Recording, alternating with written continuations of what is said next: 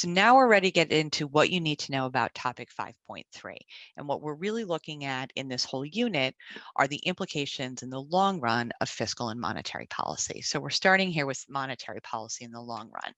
So the question we want to be able to answer is, what are the long run implications of monetary policy for the macroeconomy? So we're starting here with an economy in long run equilibrium at full employment levels of output, where short run aggregate supply, aggregate demand, and long run aggregate supply all intersect. Let's say that the Fed or a nation's central bank decided to try to stimulate economic growth, decided to try to produce output beyond full employment levels of output. They could implement some expansionary monetary policy. We know the mechanisms of expansionary monetary policy, and we know how that affects aggregate demand. So you can anticipate where the aggregate demand curve is going, right? When aggregate demand increases, we see an increase in the level of output, which corresponds with a decrease in the unemployment rate, and we see an increase in the price level. So we arrive at a short run equilibrium here at E1. So the question then is, will the economy stay there? Can we sustain a level of output beyond full employment levels of output? Imagine that the natural rate of unemployment is 5%, which is about what it is in the United States. The natural rate of unemployment is about 5%, and we're producing more output. We need more workers. That means the actual unemployment rate is below 5%. So when you get into 4%, 3%, 2% unemployment, you're pulling frictionally unemployed workers in to do jobs that they might not be completely well suited for. You're taking structurally unemployed people whose skills might not be well suited for the work that you want them to do, but you're desperate to hire more workers in order to satisfy the increase in demand. So what's going to happen? Right? Workers are going to be in short supply. Workers are going to recognize that there's a high demand for labor, and they're going to begin to demand more wages. The minute input prices begin to rise, all else equal, profitability for producers is going to go down. When there's a decrease in profitability, short run aggregate supply shifts to the left. So the economy cannot sustain itself in an inflationary gap in the absence of any involvement, any economic policy. The economy will return to equilibrium at long run at full employment levels of output. So the initial increase in output came with higher price levels. Workers bid up wages. The increase in input costs leads to a decrease in the short run aggregate supply curve, and we return to full employment levels of output. But look over here what happened to the price level. The initial monetary policy produced inflation, and the subsequent self-correction produced more inflation. So what does that tell us about the long run outcomes of monetary policy? Well, in the long run, real GDP is not going to change. And as a result, employment is not going to change, but we do see increases in the price level. Okay, and this should lead you to some important understandings. The productive capacity of an economy is captured by the long run aggregate supply curve.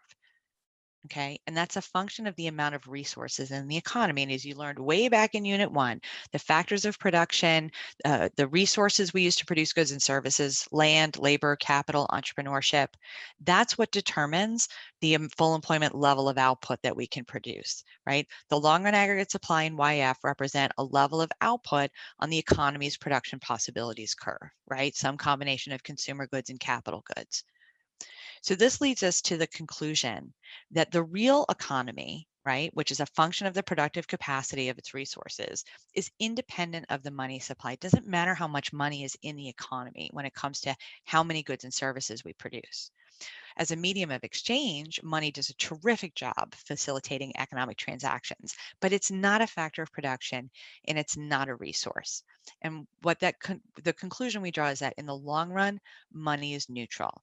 In other words, in the real economy, the amount of output we can produce is independent of the money supply.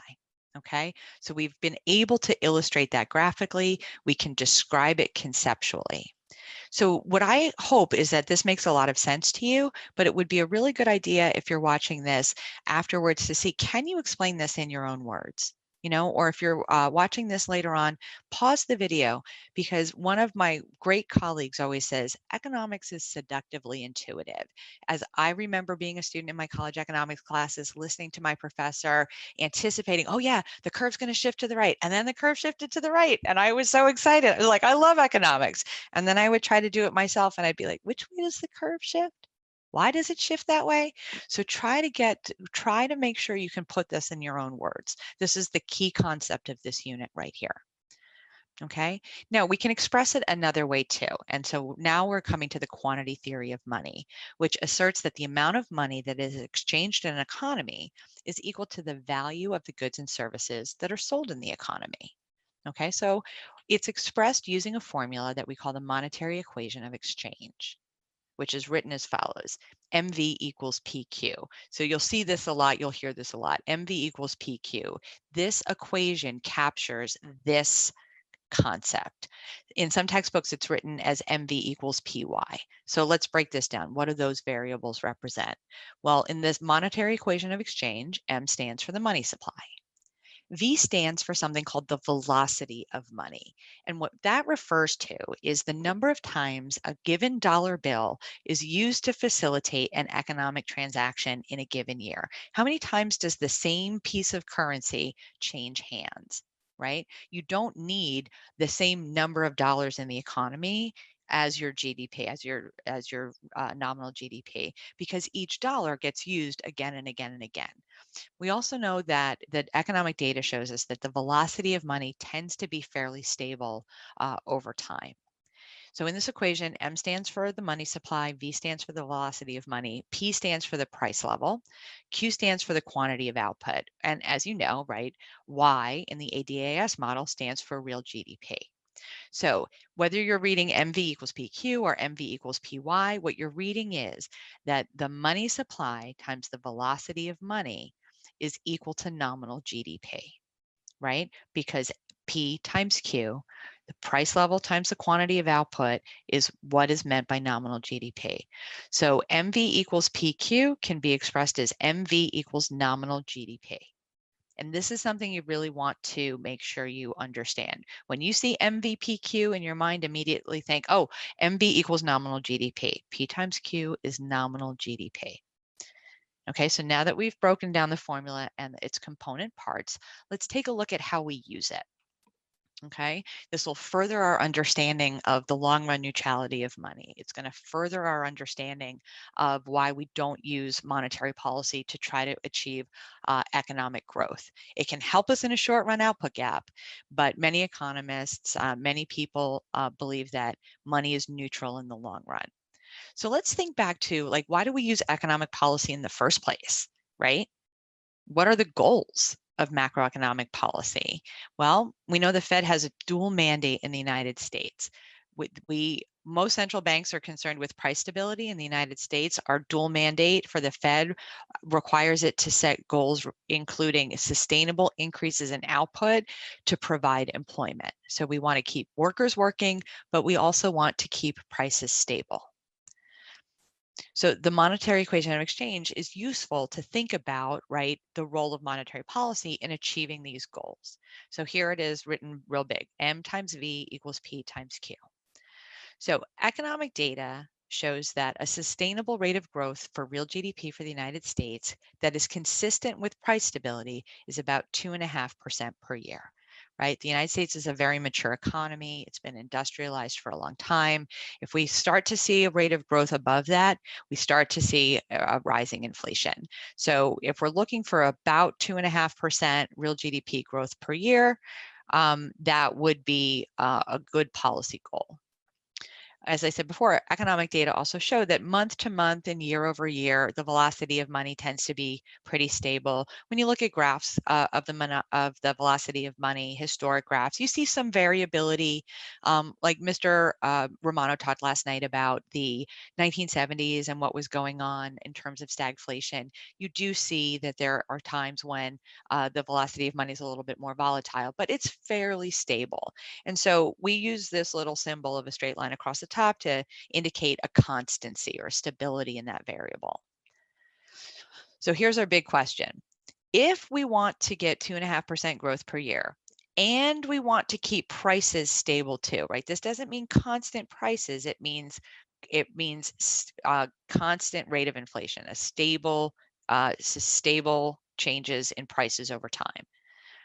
What do we do with the money supply? Well, some economists believe that in order to achieve 2.5% growth per year, you have to increase the money supply at 2.5%. The idea is that if you increase it more than that, you're just going to drive up prices. If you increase it less than that, there's not going to be enough money in the economy to facilitate the purchase of the goods and services that the economy is producing. Okay, so that's another way to think about the monetary equation of exchange. All right, now we're going to take a look at how to, one more thing. There's a few things that you should keep in mind when you're using MV equals PQ. On the AP exam, questions on this topic are designed to assess how well you understand the long-run implications of monetary policy. And in order to do that, you really need to know the difference between real GDP and nominal GDP. So changes in real GDP reflect changes in real output. In the short run, right, changes in nominal GDP can result from changes in output and or prices, right? So if real GDP in the short run, changes in nominal GDP can result from changes in output and or prices. So P can be changing and Q can be changing. P can be changing or Q can be changing, right? In the short run. In the long run, however, remember when in the long run means we're producing at the limits of our productive capacity. Changes in nominal GDP can't be due to changes in Q because we don't have the resources to sustainably produce more output than we're producing at full employment levels of output. So in the long run, changes in nominal GDP are only due to changes in the price level. So when we hold the velocity of money constant, an increase in M causes only P to go up in the long run because long run equilibrium levels of output are a function, again, of the productive capacity of the economy, not the amount of money circulating in the economy.